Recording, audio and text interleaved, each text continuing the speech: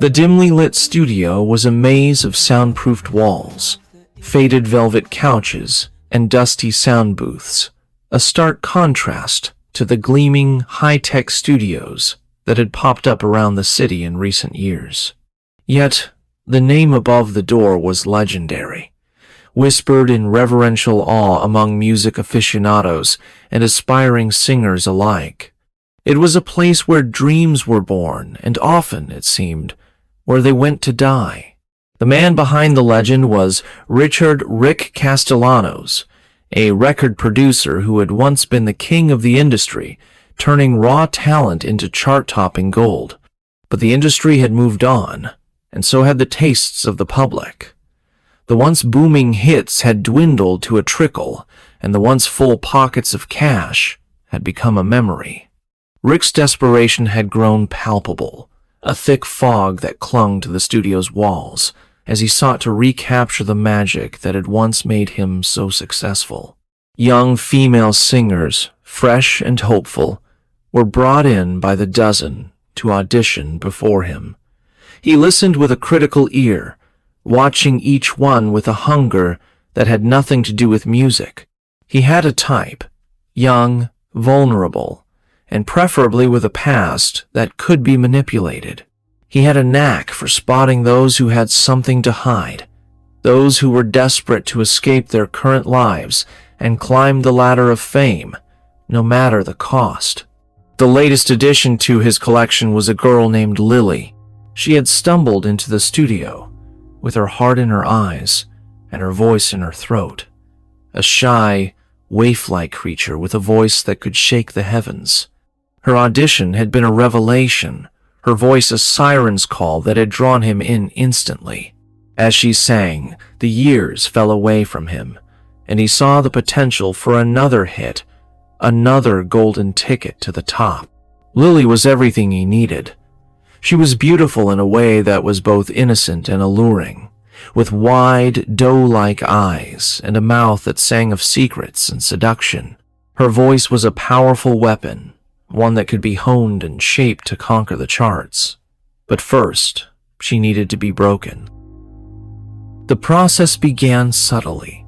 He offered her a contract that was more trap than lifeline, one that would bind her to him for years, giving him control over every aspect of her career and life. She signed without reading it, eager to grasp at the chance to escape her mundane existence. He started with small things, the way he touched her arm as he offered advice, the lingering glances that made her skin crawl, the suggestions about how she should dress and act. Each step was a test, a way to gauge her willingness to submit to his will, and Lily, eager to please, to succeed, complied, ignoring the nagging voice in the back of her mind that told her something was wrong. The first time it happened, it was after a particularly grueling session. He had pushed her until her voice was raw, demanding perfection that seemed unreachable. Exhausted and on the brink of tears, she had stumbled into his office, looking for comfort, for someone to tell her that she was good enough. Instead, he offered her a drink, something to soothe her throat. She accepted gratefully, not noticing the way his eyes gleamed as he handed it to her. The room spinning, Lily felt his hand on her shoulder, guiding her to the couch. His touch was cold, like a serpent coiled around her, but she was too tired to resist. She barely remembered his hand sliding up her thigh, the way he whispered sweet, sickening promises into her ear. The world went black, and when she woke up, she was naked and alone, her body aching in ways she didn't understand. The following days were a blur of shame and confusion. Rick acted as though nothing had happened, treating her the same as always, and she was too afraid to speak up, too worried about losing the opportunity she had worked so hard to obtain. But the nights were different. He would call her into his office, his eyes gleaming with a hunger that she had learned to dread. He would play the role of mentor, of savior, whispering sweet nothings about her talent and her potential until she was putty in his hands. The next phase of Lily's mentorship began with more frequent and intense encounters. Rick's hunger grew more demanding, his actions more brazen. The once innocent strokes of her arm turned into invasive groping, and his sweet whispers morphed into demands for more. Each night, Lily would leave his office feeling violated, her spirit crushed under the weight of his expectations and the fear of losing everything. Yet she continued to come back, driven by the hope that the price she paid would lead to the success she craved. The studio sessions grew increasingly intimate, with Rick often asking for solo sessions where he would have her perform songs that seemed to hold a dark, personal meaning to him. He would sit behind the soundboard, a shadowy figure shrouded in smoke, watching her every move with an intensity that was almost feral.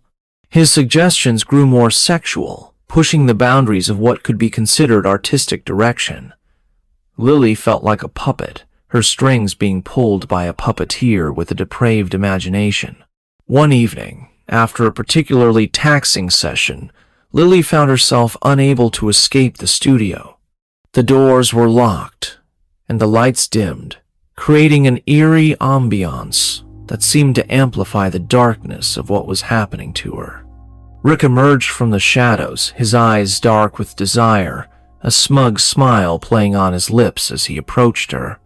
She tried to resist, to find the strength to fight back, but the fog of the drugged drink clouded her thoughts and weakened her body. This time, his touch was rougher, more violent. He threw her onto the couch, his weight pressing down on her as he ripped away her clothing. The pain of his fingers on her skin was matched only by the agony in her heart as she realized the depth of her own naivety. She had been lured into a prison disguised as a dream.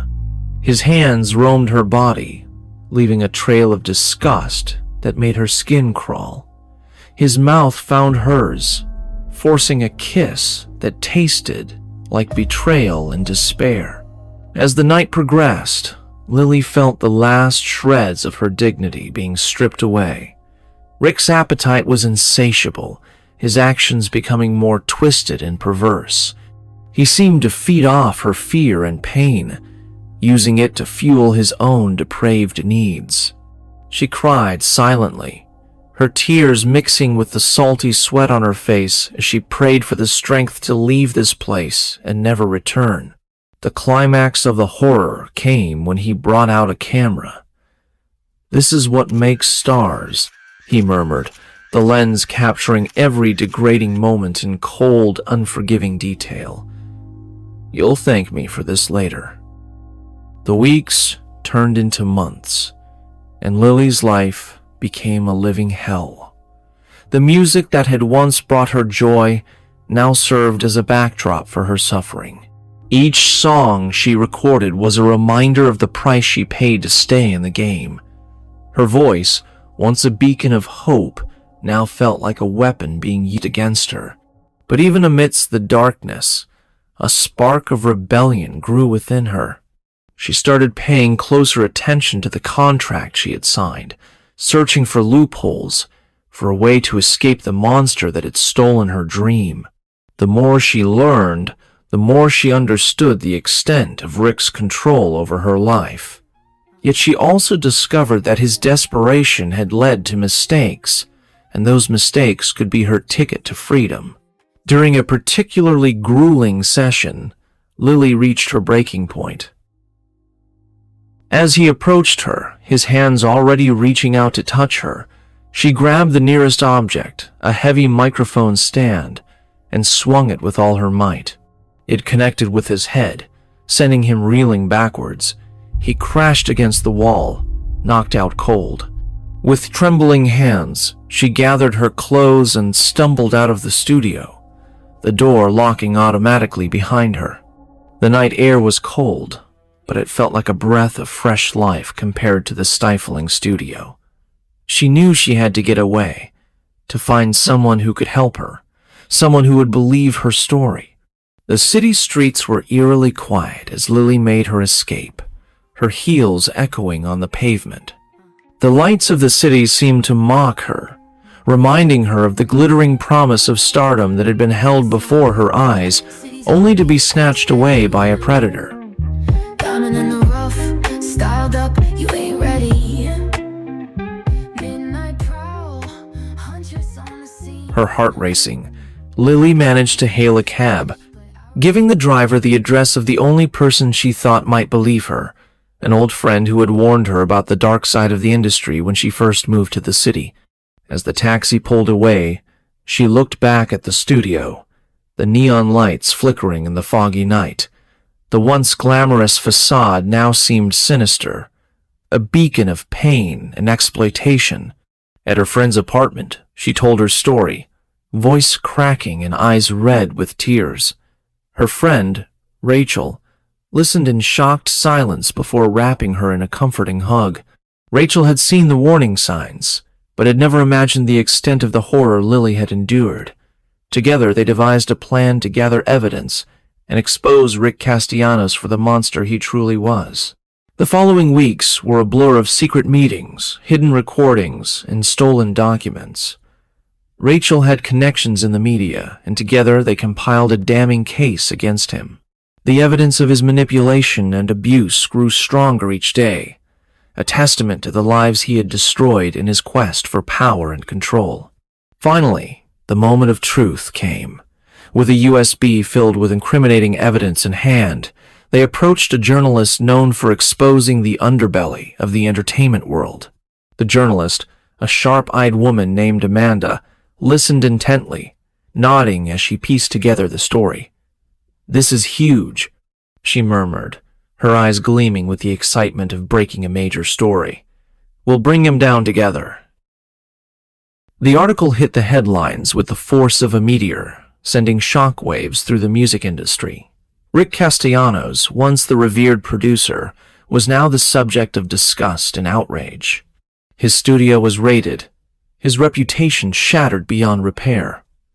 The victims started coming forward, their stories a chorus of pain and betrayal. Lily faced the media storm with a newfound strength, using her platform to speak out against abuse in the industry. She became a symbol of resilience, a beacon for those who had suffered similar fates. The music that had been a tool of her destruction now became her weapon of justice. Her career took a different path than she had envisioned. Instead of the pop princess route, she embraced her new role as a singer-songwriter, crafting raw, powerful ballads that reflected her painful journey.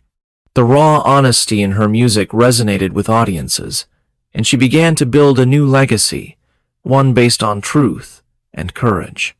Years passed, and Lily watched as the industry slowly started to change. More voices were heard, more protections were implemented. She had become not just a survivor but a force for change. Yet, every time she stepped into a studio, the ghosts of her past haunted her, a reminder of the price she had paid. But she never forgot the promise she made to herself that night on Rachel's couch. She would use her voice, not just to sing, but to speak out against those who sought to silence others. And in that, she found a new kind of power, one that no man could ever take away from her again. The story of Lily's rise from the ash became legendary, inspiring a generation of young artists to stand up for themselves, to demand respect, and to never let their dreams be twisted into nightmares. And though the studio where it all began remained a haunted memory, the music she made in its aftermath soared higher than any chart could measure, reaching hearts and minds in a way that truly mattered. City's heartbeat, I'm steady. Diamond in the